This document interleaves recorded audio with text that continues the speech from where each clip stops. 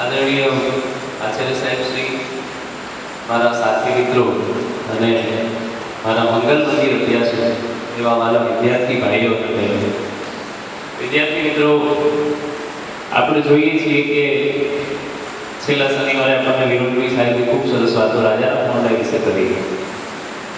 આપણું ધ્યેય તમારા સુધી કેટલાક એવા મહાનુભાવો, કેટલાક એવા વિદ્વાન, એમનું જીવન ચરિત્ર અને એમણે જે આપણા દેશ માટે બલિદાન આપ્યું છે, જે આપણા દેશ માટે ત્યાગ કર્યો છે, જે એમની રાષ્ટ્રનીતિની ભાવના છે, જે એમનો દેશ પ્રેમ છે, એના વિશેની કેટલીક માહિતી તમારા સુધી પહોંચે અને તમે એનાથી માહિતીગાર થાઓ. એ તેથી કેટલીક વાતો આપણે આવી રીતે કરતા હોઈએ છીએ.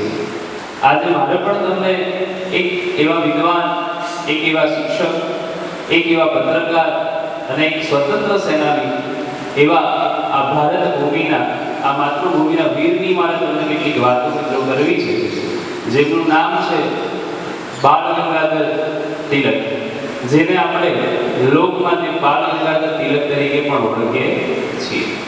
લોકમાન્ય બાળ ગંગાધર તિલકનો જન્મ મહારાષ્ટ્રના ચીખલી મુકામે થયેલો.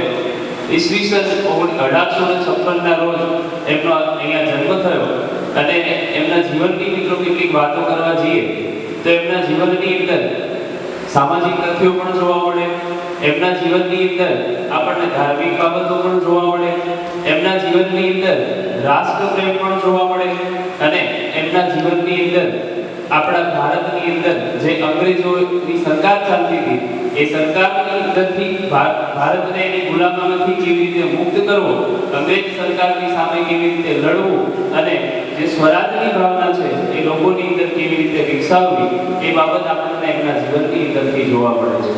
એમને પોતાનો પ્રાઇમરી અભ્યાસ એ ચીખલીમાં પૂરો કર્યા બાદ એ મહારાષ્ટ્રની ડેક્કન કોલેજ, પુણેની ડેક્કન કોલેજમાં પોતે 1877માં એ સ્નાતકની પદવી મેળવે છે.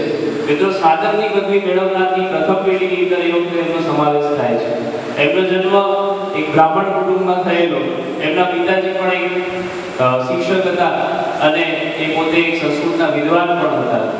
તો એમની અંદર ભારતીય સંસ્કૃતિ, ભારતીય ધર્મ, વેદો અને પુરાણોનું જ્ઞાન એમને વારસામાં મળેલું.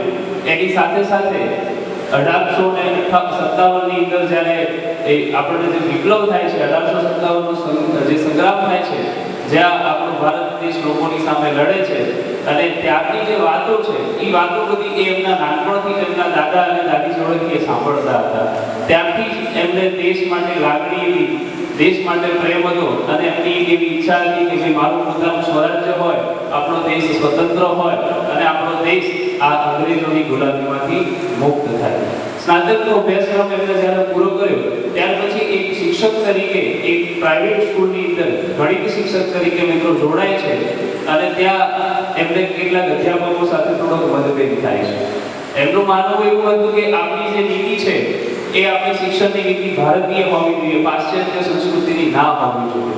ત્યાં જે શિક્ષણ આપવામાં આવતું હતું એ અંગ્રેજી પદ્ધતિ પ્રમાણે હતું, ત્યાં જે શિક્ષણ હતું એ પાશ્ચાત્ય સંસ્કૃતિ પ્રમાણે હતું અને એમને ત્યાંથી પ્રખર એનો એક પદ્ધતિનો, શિક્ષણ પદ્ધતિનો વિરોધ કર્યો અને એમને રાષ્ટ્રીય શિક્ષણની ઘોષણા કરી કે ભાઈ આપણું જે શિક્ષણ છે એ આપણી ભારતીય સંસ્કૃતિ પ્રમાણે હોવું જોઈએ, જે આપણા બાળકોને ભારતનો નાગરિક બનાવે, જે આપણા બાળકોને રાષ્ટ્રપ્રેમ શીખવાડે, જે આપણા બાળકોને સ્વાવલંબી બનાવે. આવી એમની ભાવના હતી. કદાચ દેશને એક શિક્ષક તરીકે નહીં પણ દેશને એક સ્વતંત્ર સેનાની તરીકે એમની જરૂર હતી. એટલા માટે ત્યાંથી શિક્ષણનો વ્યવસાય છોડી અને પોતે પત્રકારનો વ્યવસાય પસંદ કરે છે અને ત્યારબાદ એ પોતે પોતાનો બે સામયિક ચાલુ કરે છે, બે વર્તમાનપત્રો એ સમયે ચાલુ કરે છે, જેની અંદર એક હોય છે કેસરી અને બીજું હોય છે મરાઠા. કેસરી જે છે એ એમને મરાઠી ભાષામાં ચાલુ કરેલું અને મરાઠા જે છે એ એમને અંગ્રેજી ભાષામાં ચાલુ કરેલું અને એમાં એમને લેખો પણ લખવાના ચાલુ કર્યા. તો લેખો પણ કેવા હોય તો એ અંગ્રેજી સરકારને પડકાર આપતા હોય એવા હોય. અંગ્રેજ સરકારની સામે કેવી રીતે લડવું, સ્વરાજની માંગ કરવી અને આપણા દેશ પર જે લોકોના જુલમ ચાલે છે, જે સરકારના જુલમો ચાલી રહ્યા છે એની સમક્ષ કેવી રીતે પડકાર ફેંકવો, એને કેવી રીતે એની સામે કેવી રીતે ઝઝૂમવું, એની એ વાતો એમના વર્તમાનપત્રોની અંદર લખતા હતા. વર્તમાનપત્રની અંદર એમને અંગ્રેજી ભાષા એટલા માટે પસંદ કરી મિત્રો કે ભારતની પ્રજા સુધી તો એમનો સંદેશો પહોંચે, પણ એની સાથે સાથે અંગ્રેજ સરકારને પણ ખબર પડે કે ભાઈ અમે સત્તા માટે હવે તમારી સત્તા અહીંયા રહેવાની નથી, અમે સ્વરાજ માટે હવે ઝળહળી રહ્યા છીએ, અમારે સ્વરાજ જોઈએ છે, અમારે અમારું રાજ્ય જોઈએ છે, આ ભારત દેશને અમારે તમારી ગુલામીમાંથી મુક્ત કરવાનો છે. આવી પરિસ્થિતિ લોકો સુધી મિત્રો પહોંચવા લાગી, લોકોને પણ ખબર પડવા લાગી કે ભાઈ હવે આપણે દેશ માટે જાગવું જરૂરી છે. અને એમના સામયિકોની અંદર જે એમણે લેખો લખ્યા એ લોકોની અંદર એ લેખોની અંદરથી સમગ્ર ભારત દેશની અંદર એ બધા ભારતની જનતા ઉપર એ રાષ્ટ્રપ્રેમ વિકસાવવા માટે થોડાક સમયની વાત છે મિત્રો, 1896 નો સમયગાળો. આપણે થોડાક સમય પહેલા જોયું કે કોરોના નામની મહામારી એ આપણા પરિસ્થિતિ આપણા ભારત દેશની અંદર સમગ્ર વિશ્વની અંદર આપણને જોવા મળી. એ પરિસ્થિતિની સામે આપણે લડ્યા. આવી એક પરિસ્થિતિ એ સમયે મિત્રો પ્લેગની ફાટી નીકળે છે અને એ પ્લેગ એ સમગ્ર મહારાષ્ટ્રની અંદર પુના સુધી પણ પ્લેગની પરિસ્થિતિ આપણને જોવા મળે છે. અને ત્યારે લોકોની પરિસ્થિતિ જેવી આપણે કોરોના વખતે જે પરિસ્થિતિ જોઈ હતી મહામારીની, એવી મહામારીની પરિસ્થિતિ આપણને પ્લેગના સમયે જોવા મળે છે. અને એ સમયે અંગ્રેજ અધિકારીઓ આ પ્લેગને પહોંચી વળવા માટેની એક કમિટી રચે છે ને કમિટી રચ્યા બાદ એક અધિકારીને ત્યાં મોકલે છે અને એ અધિકારી જે પ્લેગને કાબૂમાં લેવો જોઈએ એની જગ્યાએ કાબૂમાં લેવાના કારણે થઈ અને એ લોકો પર અત્યાચારો કરવા લાગે, લોકો પર જુલમ કરવા માટે, લોકોના ઘર પર લૂંટફાટ કરવા માટે, તપાસ કરવાના બહાને બધા લૂંટફાટ કરતા હતા. આ બધી પરિસ્થિતિ જ્યારે લોકમાન્ય તિલકે જોઈ ત્યારે અંગ્રેજ સરકારે અહેવાલ રજૂ કર્યો કે ભાઈ અમે પ્લેગની પરિસ્થિતિમાં ખૂબ સરળતાથી અમે પ્લેગની પરિસ્થિતિને કાબૂમાં લાવ્યા છીએ અને અમે કોઈ જગ્યાએ હિંસા કરી નથી, અમે લોકોને હેરાન કે પરેશાન કર્યા નથી. આ પરિસ્થિતિ લોકમાન્ય તિલકથી એકનાથી સહજ નથી થતી અને એ પોતાના સામાયિકની અંદર લખે છે, પોતાના વર્તમાનપત્રની અંદર લખે છે કે ભાઈ તમે લોકો પાપીઓ છો, તમે જુલમ કરો છો અને પાપીને હણવામાં કે જે આપણા ઉપર જુલમ કરે છે એ વ્યક્તિની હત્યા કરવામાં આપણને કોઈ પાપ લાગતું નથી.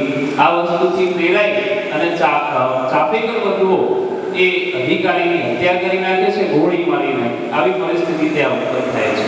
આ પરિસ્થિતિ માટે લોકમાન્ય તિલકને જવાબદાર માનવામાં આવે છે અને એમના ઉપર એ રાજદ્રોહનો મિત્રો ગુનો ચલાવવામાં આવે છે.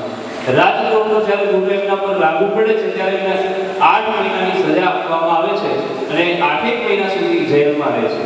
ત્યારે લોકમાન્ય તિલક એવું કહે છે કે ભાઈ મારી પાસે આજે હથિયારો નથી, તમે મને કેદ કરી શકો છો પણ મારા વિચારોને તમે કેદ નહીં કરી શકો.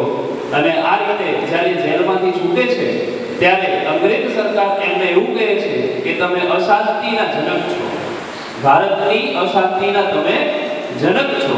જ્યારે લોકો એમને એમ કહે છે કે આ અમારા અશાંતિના જનક નહીં પણ આ અમારા લોકમાન્ય છે અને લોકમાન્ય એવું આ વિરુદ્ધ જ્યારે એમને મળે છે ત્યારે સમગ્ર ભારતની અંદર આજે આપણે એમને લોકમાન્ય તિલક તરીકે ઓળખીએ છીએ. આ પરિસ્થિતિ મિત્રો સતત ચાલતી રહે છે, સ્વરાજ માટે સતત લડતા રહે છે અને એના પછી એક ઘટના બને છે જે ખુદીરામ બોઝ અને પ્રફુલ્લચંદ્ર ચાકી એ બંને એક અધિકારી અંગ્રેજ અધિકારી પર બોમ્બ ફેંકે છે અને બોમ્બ ફેંકવાની જગ્યાએ બોમ્બ ફેંકવામાં થોડી ભૂલ થાય છે અને એક પ્રવાસી મહિલાનું મૃત્યુ થાય છે. જ્યારે મૃત્યુ થાય છે ત્યારે પણ અંગ્રેજ સરકાર લોકમાન્ય તિલકને એમ કહે છે કે ભાઈ આ પરિસ્થિતિ માટે પણ જવાબદાર તમે છો, કારણ કે તમે લોકોને ઉશ્કેરવાનું કામ કર્યું છે. ફરીથી 1914 ની અંદર એમને જેલ થાય છે અને એ પોતે જેલમાં જાય છે અને લગભગ 1908 થી લઈને 1914 સુધી લગભગ 8 વર્ષ સુધી એ જેલનો કારાવાસ ભોગવે છે મિત્રો. અને ત્યારે જેલમાં હોય છે તો જેલની અંદર પણ એ પોતે વેદોનું અધ્યયન કરે છે, એ પોતે ગીતાનું અધ્યયન કરે છે, ઉપનિષદોનું અધ્યયન કરે છે અને સતત પોતાનો અભ્યાસ ત્યારે પણ એ ચાલુ જ રાખે છે. આવી પરિસ્થિતિની અંદર પણ અંગ્રેજોની જે ગુલામી છે, કારની ગુલામીની અંદર પણ લોકમાન્ય તિલકે એ એમનું કામ મિત્રો છોડ્યું નથી. ત્યાંથી પણ એમને સતત એ લોકોને આપણી જનતાને પ્રેરણા આપતા રહ્યા છે. એમનું જો રાજકીય કાર્યની મિત્રો વાત કરવામાં આવે તો એ કોંગ્રેસ પાર્ટી સાથે જોડાયેલા હતા અને કોંગ્રેસ પાર્ટીની અંદર એમનું જે વલણ હતું એ ખૂબ ઉચ્ચ કક્ષાનું વલણ હતું. એમનું જે વલણ હતું એ ક્રાંતિકારી વલણ હતું. એમનું જે વલણ હતું એ જહાદવાદીઓ જેવું વલણ હતું. એટલા માટે કોંગ્રેસ પાર્ટીના એ વખતે બે ભાગ પડે છે અને જેની અંદર લાલા લજપતરાય અને બીજા એક બંગાળના એમના સાથીદાર હોય છે એમનો સાથ મળે છે, જેને આપણે આજે લાલ પાલ અને પાલની ત્રિપુટી તરીકે પણ ઓળખીએ છીએ. અને ત્રણેય સાથી મિત્રોએ સાથે મળી અને દેશની આઝાદી અપાવવા માટે લોકોની અંદર રાષ્ટ્રપ્રેમ જાગૃત કરવા માટે ખૂબ જ મિત્રો એવા પ્રયત્ન કર્યા છે. ઈસવીસન 1905ના સમયગાળામાં જ્યારે બંગાળના ભાગલા પડે છે ત્યારે પણ એવું કહે છે કે ભાઈ અમારી પાસે ભલે હથિયારો ના હોય પણ અમારી વિચારોની શક્તિ એટલી મોટી છે કે ભાઈ અંગ્રેજ સરકાર અમને તોડી શકશે નહીં. ત્યારે એ પોતે સ્વદેશીની ચળવળ ઉપાડે છે અને એવું કહે છે કે ભાઈ મારે સ્વરાજ જોઈએ છે, મારે સ્વદેશીમાં જીવવાનું છે, મારે રાષ્ટ્રીય શિક્ષણની નીતિ અપનાવવાની છે. આ બધી બાબતો એ લોકોના ધ્યાનમાં એ લાવે છે અને અંગ્રેજ સરકારને નવડી પાડવાનો મિત્રો પ્રયત્ન કરે છે. આમ કરતા કરતા આપણે જોઈએ કે પછી ઘણા બધા લોકો એમની સાથે જોડાય છે. ભારતની આઝાદી માટે, ભારતને મુક્ત કરવા માટે અંગ્રેજોની ગુલામીમાંથી ઘણા બધા લોકો એની અંદર પ્રયત્ન કરે છે અને એમ કરતા કરતા 1947ની અંદર આપણો દેશ આઝાદ થાય છે. પણ કમનસીબે આપણે લોકમાન્ય તિલક એ વખતે જોવા મળતા નથી, કારણ કે લોકમાન્ય તિલકનું એ ઓગસ્ટ મહિનાની અંદર ઈસવીસન 1920ની અંદર એમનું અવસાન થાય છે. આખો દેશ એમને અશ્રુભીની આંખોથી શ્રદ્ધાંજલિ આપે છે થયો છે. પણ તિલક, લોકમાન્ય તિલકનું મૃત્યુ થયું નથી. એ આપણા હૃદયની અંદર, એ ભારતની કરોડો જનતાના હૃદયમાં એ એમનું નામ હંમેશા માટે કાયમ રહેશે. આવા વ્યક્તિનું ક્યારે મૃત્યુ થઈ શકે નહીં. એમને જે બલિદાન આપ્યું છે, એમને દેશ માટે જે કામ કર્યું છે, એમને જે લોકોની અંદર સ્વરાજની ભાવના જગાડી છે, એ ભાવના માટે એમના ત્યાગ અને બલિદાનને આપણે આજે સતત નમન કરીએ, કોટી કોટી વંદન કરીએ અને એમના ઉપર રચાયેલી એક કવિતા કમ્પ્લીટ કરી અને હું મારી વાણીને અહીંયા વિરામ આપું છું. तो स्वराज की जिसने दी थी आवाज, स्वराज की जिसने दी थी आवाज, लड़ पड़ा वो हर अन्याय के खिलाफ. तिलक थे वो जो न झुके कभी, तिलक थे वो जो न झुके कभी, उनके जैसा न कोई था न कोई आएगा कभी. कलम से चिंगारी फैलाई थी जब अंग्रेजी सत्ता घबराई थी. कलम से चिंगारी फैलाई थी जब अंग्रेजी सत्ता घबराई थी. स्वराज जो बोला था जोर से, स्वराज जो बोला था जोर से, हर दिल में बिजली समाई थी.